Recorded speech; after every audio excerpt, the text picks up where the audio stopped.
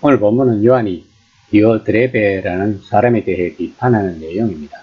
아마도 요한은 본서를 가이오에게 보내기 전에 몇 자 적어 보냈던 편지가 있었던 것 같습니다. 이 편지가 형제들에 의해 전해졌고 그들이 돌아와 장로 요한에게 보고하는 중에 가이오가 언급되었던 것 같습니다. 아마도 그 내용은 그곳에 보내는 순회 선교사들을 잘 접대해주고 그들의 선교 여행을 구원해주라는 것이었을 것입니다. 디오드레베는 이방인이지만 가이오가 속해 있는 교회의 일원이었던 것 같습니다. 그런데 그 교회에서 온갖 악한 일을 저지르는 디오드레베의 영향이 가이오에게까지 미쳐서 그의 믿음이 흔들리고 악한 것을 본받게 될 것을 염려하고 있는 것입니다. 요한은 그가 보고 들은 것이 무엇인지 잘 알고 있습니다.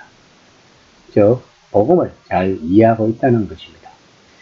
육체를 입으신 하나님의 말씀을 만나고 알고 사랑하는 것이 무슨 의미인지 안다는 것입니다.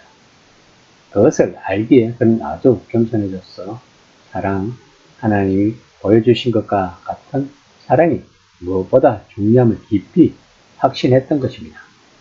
이에 요한은 온유한 사람이 된 것입니다. 그것이 그의 목회 비결이 되었던 것입니다.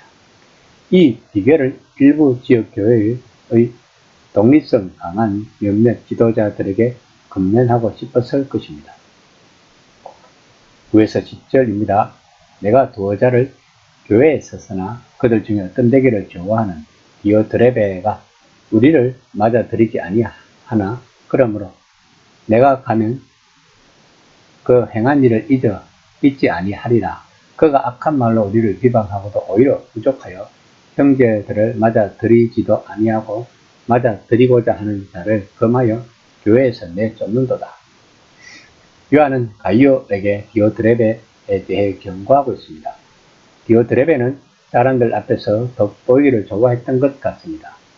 고린도 교인들이 자신들에게 다시 오고 싶으면 추천서를 갖고 와야 한다고 그 교회의 설립자 바울에게 알렸을 때 그랬던 것처럼 그는 영향력을 행사하는 것을 좋아했던 것 같습니다.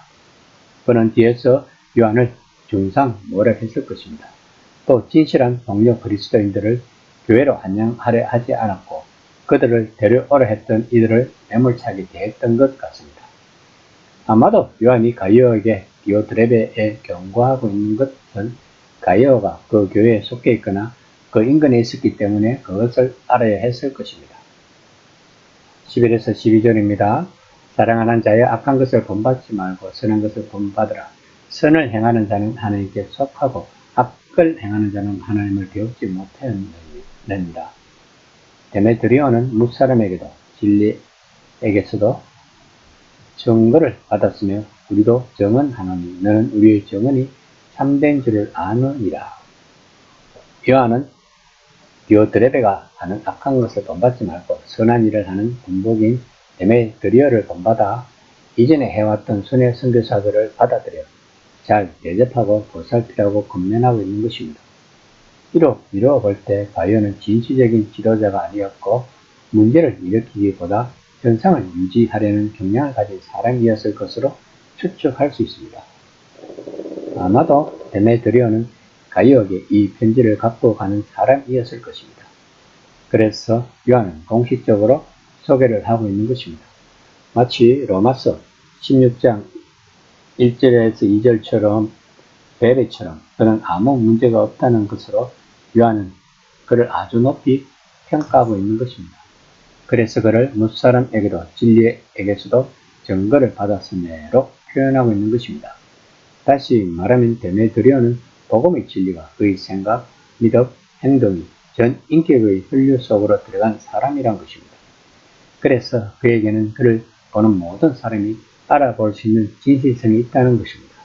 요한은 복음서의 이야기처럼 그대는 우리의 정언이 참될 줄 아니라 라고 언급하며 다른 이들의 정언에 자신의 정언을 더하고 있는 것입니다. 이처럼 신뢰성의 최고 지표는 맹수를 쌓아 올리는 것이 아니라 철저한 진실성을 지닌 삶의 힘인 것입니다. 그러면서 요한은 마지막 인사로 서신을 마무리합니다. 13에서 15절입니다. 내가 내게 쓸 것이 많으나 먹과 붓으로 쓰기를 원하지 아니하고 속히 보기를 바라노니 또한 우리가 대면하여 말하리라. 평강이 내게 있을지어다. 여러 친구가 내게 문안하느니라. 저는 친구들의 이름을 들어 문안하라. 문안하면서 끝말을 쓰고 있는 것이 요한 2서 12절과 거의 비슷합니다.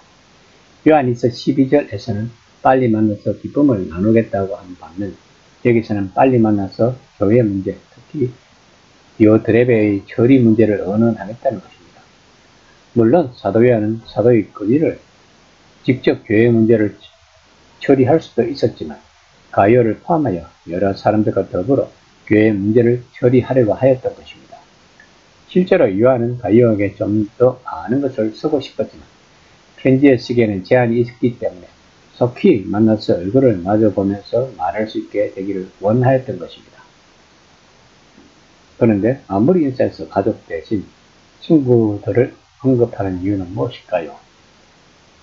아마도 이 편지에도 역시 비밀 유지의 요소가 있었을 것 같습니다. 즉, 요한은 이 편지를 대충 본 사람은 그저 일반적 편지로 생각하기를 바란 것 같습니다. 본서에서 예수라는 이름이 어디에도 없는 것을 보면 요한의 생각을 알 수가 있을 것입니다. 마무리 인사는 평강, 즉 평화를 말합니다. 이는 문제를 무시하는 데서 오는 쉬운 평화가 아닙니다. 하나님이 지금 예수님 안에서 진리와 사랑이라는 두 팔로 교회와 세상을 안고 계심을 알고 문제를 대면하는 데서 오는 더 깊은 평강인 것입니다. 이 시간 나는 과연 복음의 진리와 사랑으로 세상에서 살아가고 있는지 한번 생각해 보는 시간이 되었으면 합니다.